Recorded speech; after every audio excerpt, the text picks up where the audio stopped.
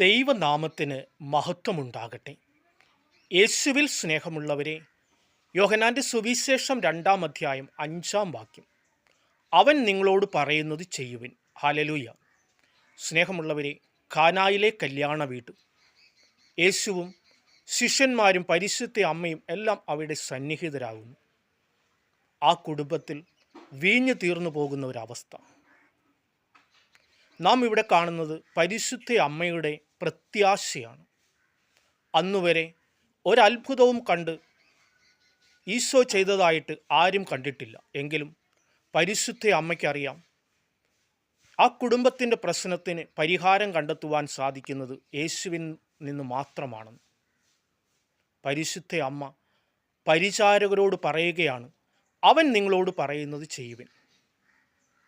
ബൈബിളിൽ പരിശുദ്ധ അമ്മ അവസാനമായി പറഞ്ഞ വാക്യമാണിത്.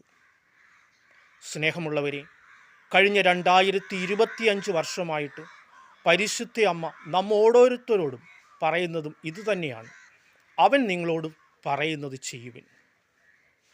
സ്നേഹമുള്ളവരെ, കാനായിലെ കല്യാണ വീട്ടിലെ പോലെ നമ്മുടെ ജീവിതത്തിലും വീഞ്ഞു തീർന്നു പോകുന്ന പല അവസരങ്ങളും ഉണ്ടാകാറുണ്ട്.